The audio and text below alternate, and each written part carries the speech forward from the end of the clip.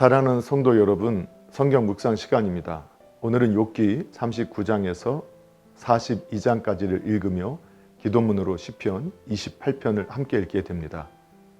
욥기의 내용을 살펴보면 욥기 39장에는 38장에서 언급된 자연계와 생물계의 기이한 현상들을 예로 들어 하나님의 전지전능하심을 밝히는 작업이 계속되고 있습니다. 여기서 하나님은 질문 형식을 빌어 욥의 무식함과 무능함을 계속적으로 지적하셨습니다. 그러므로 39장과 38장에서 의도한 목적은 하나님의 무한한 능력을 나타내며 인간의 무능력으로 자연의 신비스러움을 설명하기 어렵다는 것을 보이려는 데 있습니다. 하나님은 38장, 39장에서 폭풍 가운데서 당신의 첫 번째 말씀을 욥에게 전하신 후 다시 40장에서부터 당신의 두 번째 말씀을 전개해 가셨습니다. 40장에서 하나님께서는 욥과 동등한 위치에 서서 욥의 변론을 듣기 원하셨으나 욥은 자신을 낮추고 자신은 아무런 가치도 없는 미천한 존재라고 스스로 인정하면서 앞으로는 침묵할 것을 맹세하였습니다. 그러나 욥의 왜 나는 고통을 받고 있는가라는 이성적 딜레마는 해결되지 않았습니다. 그렇지만 욥은 이제 하나님께 모든 주도권이 있음을 깨닫게 되어 침묵하였습니다. 욥의 침묵에도 불구하고 하나님께서는 그에게 좀 더 깨우치실 말이 있으므로 계속해서 풍자적인 묘사를 통하여 말씀하고 계십니다.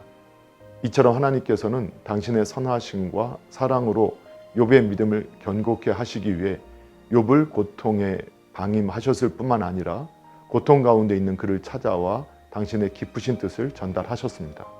그러므로 성도들 가운데 극히 참기 어려운 고통을 당하고 있는 자가 있다면 욥에게 행하셨던 하나님의 계획과 돌보심을 믿고 그것을 자신에게 적용시킬 수 있을 때에 그는 반드시 고난을 극복할 수 있을 것이며 하나님의 살아계심을 체험하게 될 것입니다.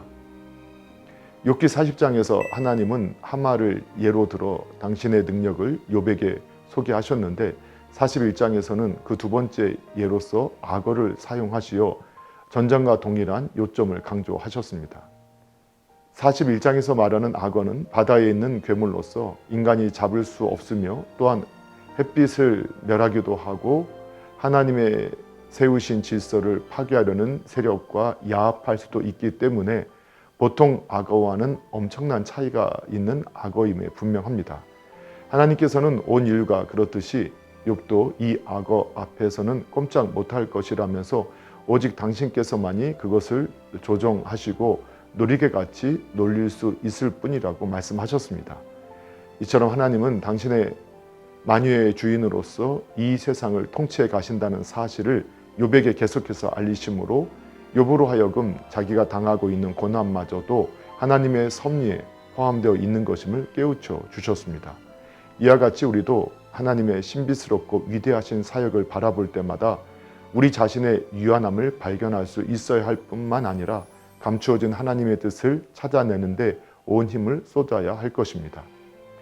욥기서에 나타난 논쟁들은 욥이 당한 극심한 고난과 욥의 영혼이 혼란해짐으로써 시작되었습니다. 이러한 고난과 영혼의 혼란은 욥으로 하여금 자신을 지나치게 호의적으로 생각하게 하는 한편 하나님과 공의에 대해서는 지나치게 그릇된 생각을 하게 만들었습니다. 그는 친구들과 반대의 입장을 취했으나 친구들과 다를 바 없이 엄청나게 신의 섭리를 잘못 인식하였습니다. 이 사실을 어느 정도 깨달은 욥이 처음에는 침묵하려고 결심하였으나 이제는 그의 내적 태도와 그의 고통 기간 동안에 하나님께 대한 신뢰와 신앙이 부족했음을 깨닫고 회개하기에 이르렀습니다. 사실 욥이 고난받은 것은 어느 특정한 죄를 범했기 때문이 아니었습니다. 즉 사단의 도전은 선행을 위한 욥의 동기, 바로 그 자체에 대한 것이었습니다.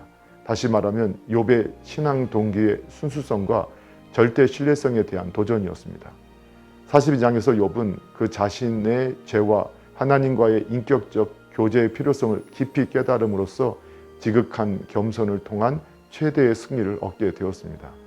구약에서나 신약에서 인간의 구원과 승리의 길은 자신을 완전히 포기한 채 하나님만을 신뢰하는 믿음을 통해서 발견되는 것이라고 가르치고 있습니다. 이 역설은 모든 성도들의 삶의 지표가 되어야 할 것입니다. 사랑하는 성도 여러분, 오늘도 말씀을 읽고 듣고 묵상하는 가운데 하나님의 마음과 뜻을 깨닫고 예수님과 동행하며 예수님을 생각하고 예수님을 닮아가는 복된 믿음의 삶 되기를 예수님의 이름으로 축복합니다. 할렐루야.